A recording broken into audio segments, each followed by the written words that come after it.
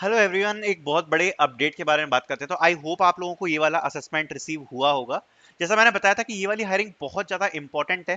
Project engineer from cryo, ठीक है। और असेसमेंट्स यहाँ पर आ गए हैं। Let's talk about this. ये हायरिंग अभी स्टिल ओपन है, तो आप लोग ट्राई कर सकते हो अप्लाई करना, बट अब रिवर्ट आएगा नहीं आएगा, कहाँ नहीं जा सकता है। बट एक बार मैं आपको बता देता हूँ, इसकी हायरिंग मैंने आज से 3 दिन पहले अपलोड करी थी। और अगर आप देखोगे तो यहाँ पर बेसिक रिक्वायरमेंट्स वगैरह मेंशन है, क्लियरली इनने मेंशन किया है। Graduates in BTech, BCA, MCA, IT 2024 graduates और अर्लियर 2024 या उससे पहले वाले बैच भी इसमें अप्लाई कर सकते हैं। आज से 3 दिन पहले मैंने हायरिंग डाली थी और आप देख सकते हो यहाँ से रिवर्ट्स आ चुके हैं।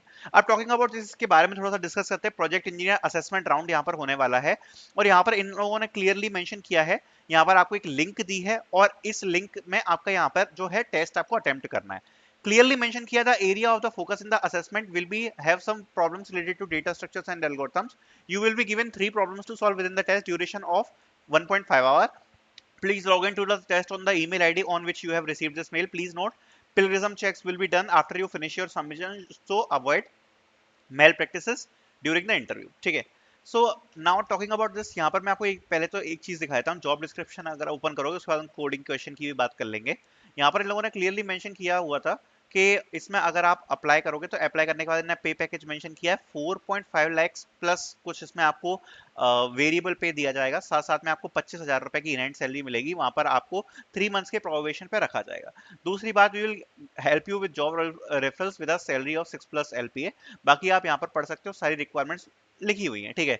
सो यहाँ पर आप सारी रिक्वायरमेंट्स वगैरह तो पढ़ ही सकते हो, बट अब मेन चीज के बारे में बात करते हैं। क्रायो की जो 3 क्वेश्चंस हैं वो बेसिकली मैंने देखो, जब क्रायो का प्रोजेक्ट इंजीनियर सेम पोजीशन के लिए जब पहले एग्जाम हुआ था उसके हिसाब से आपको बताता हूँ। तो ये जो प्रोजेक्ट इंजीनियर वाली पोजीशन है, बेसिकली इसका काम प्योरली टेक्निकल होता है। जो प्रोजेक्ट इंजीनियर होते हैं उनका काम होता है जो कंपनी का सॉफ्टवेयर है उसको अपडेट करना, कंपनी के सॉफ्टवेयर पर वर्क करना। प्रॉपर टेक्निकल पोजीशन है। टॉकिंग अबाउट दिस, यहाँ पर आपको ये 3 कोडिंग क्वेश्चंस देते हैं जो कि आपके डीएसए के अराउंड पे रहती है, ठीक है। अब ये जो 3 कोडिंग क्वेश्चन है इसका लेवल आप बोल सकते हो कि मतलब 2 क्वेश्चंस जो आपके होते हैं वो काफी ज्यादा आपको इजी और मीडियम लेवल के ही लगेंगे, ज्यादा आपको हार्ड नहीं लगेंगे। और ये जो क्वेश्चन होते हैं 2 क्वेश्चन, ये आपको मेजरली एरेस, स्ट्रिंग्स और इस साथ साथ में आपको बिट मैनिपुलेशन और बाइनरी जो क्वेश्चंस होते हैं ना, बाइनरी स्ट्रिंग वाले, वो वाले क्वेश्चन, जैसे कि जिसमें 1 0 1 1 0 ऐसे ऐसे वाली जो स्ट्रिंग रहती है उस पर, मतलब एडिशनल कोई डेटा स्ट्रक्चर इसमें यहाँ पे आपको ज्यादा कोई नहीं लगता दिख रहा होता है। ऐसे आपको क्वेश्चंस देखने को मिलेंगे, इजी क्वेश्चंस ही होते हैं।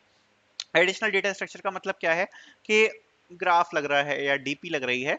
सो जनरली आपको कुछ ना कुछ एरे दिया होगा या स्ट्रिंग दी होगी, उसके ऊपर ही कुछ मैनिपुलेशन हो रहा होता है। 2 क्वेश्चंस तो आपको सीधे सीधे कुछ ऐसे देखने को मिलते हैं, ज्यादा डिफिकल्ट क्वेश्चन नहीं होते हैं। अगर आप इनके लिए प्रिपेयर करना चाहते हो तो आपको एक रफ आइडिया देता हूँ। लीड कोड के easy to medium level questions को टारगेट कर सकते हो। अगर आपने 100 से 150 क्वेश्चन प्रैक्टिस कर रखी है प्रॉब्लम सॉल्विंग में, आप आसानी से कर पाओगे इन वाले क्वेश्चंस को, है ना। अब आप मेरे हिसाब से समझ गए होंगे कि डिफिकल्ट उतना नहीं होगा।